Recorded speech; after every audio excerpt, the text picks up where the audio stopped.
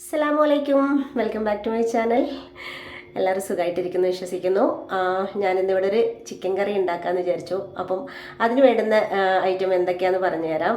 ഞാൻ 2 വലിയ ഉള്ളി എടുത്തിട്ടുണ്ട് കേട്ടോ. അതുപോലെ തന്നെ 2 പച്ചമുളക് എടുത്തിട്ടുള്ളൂ. ഇവിടെ എരിവായിരിക്കും അത്ര ഇഷ്ടമല്ല കേട്ടോ. പിന്നെ ഒരു 3 വലിയ തക്കാളി എടുത്തിട്ടുണ്ട്.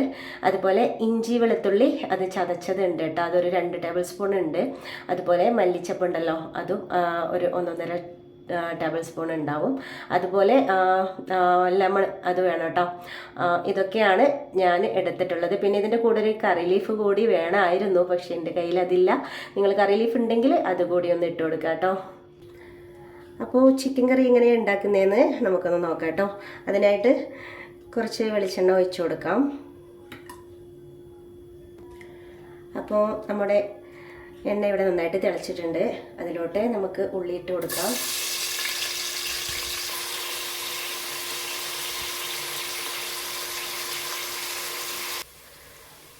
അപ്പോൾ നമ്മുടെ ഉള്ളി ഇപ്പം ഏകദേശം ഇവിടെ വാടിയിട്ടുണ്ട് കേട്ടോ. ഇനി നമുക്കിതിലോട്ട് തക്കാളി ഇട്ട് കൊടുക്കാം.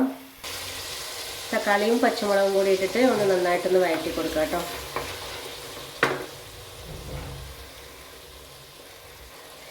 ഈ ഒരു സമയം തന്നെ നമുക്കിതിലോട്ട് ആവശ്യമായ ഉപ്പും അതുപോലെ തന്നെ മഞ്ഞൾപ്പൊടിയും മുളക് പൊടിയും ഇട്ട് കൊടുക്കാം കേട്ടോ.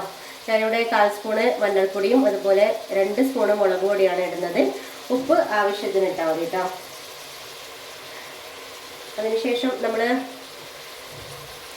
നന്നായിട്ടൊന്ന് അതിനൊന്ന് മിക്സ് ചെയ്ത് കൊടുക്കാം കേട്ടോ. അപ്പം നമ്മുടെ തക്കാളി പെട്ടെന്നൊന്ന് വാടിക്കിട്ടും. ഈ ഒരു മുളക് പൊടി ഇട്ട് കൊടുത്തിട്ടൊന്ന് മിക്സ് ചെയ്ത് കൊടുത്താൽ തക്കാളി നന്നായിട്ടൊന്ന് വാടിക്കിട്ടും കേട്ടോ. അപ്പോൾ നമ്മുടെ തക്കാളി നന്നായിട്ട് വാടിയിട്ടുണ്ട് കേട്ടോ.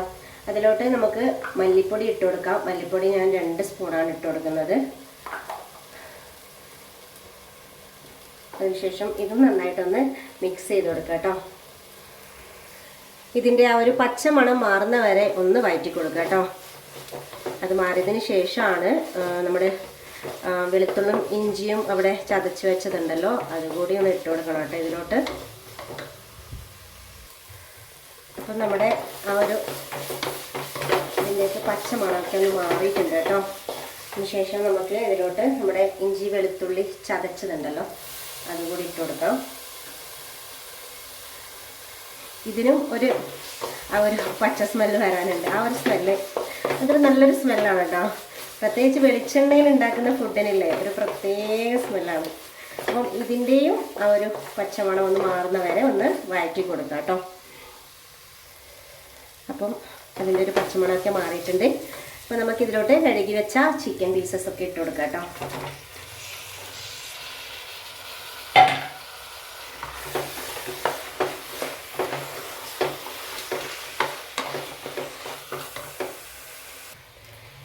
ഇപ്പോൾ ഈ ഒരു സമയം വെള്ളം ഒഴിക്കരുത് കേട്ടോ. ഒരു 5 മിനിറ്റ് ഒന്ന് സെറ്റ് ആവാൻ വേണ്ടിയിട്ട് വെക്കുക. ചിക്കനുമായിട്ട് ഈ മസാലയിലൊന്ന് പിടിക്കാൻ വേണ്ടിയിട്ട് വെക്കുക.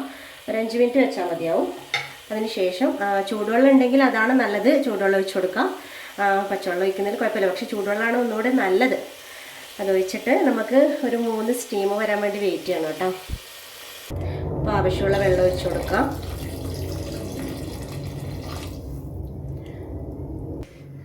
നമ്മുടെ ഗരം മസാല ഈ ഒരു ടൈമിൽ ഇട്ട് കൊടുക്കണം കേട്ടോ. ഒരു 1/2 സ്പൂണ് എന്തായാലും ഗരം മസാല ഇട്ട് കൊടുക്കാം. ഒന്ന് മിക്സ് ചെയ്യാം. അതിനുശേഷം നമുക്ക് അടച്ച് വെച്ചിട്ട് ഒരു 3 വിസിൽ വരുന്ന വരെ വെയിറ്റ് ചെയ്യാം കേട്ടോ.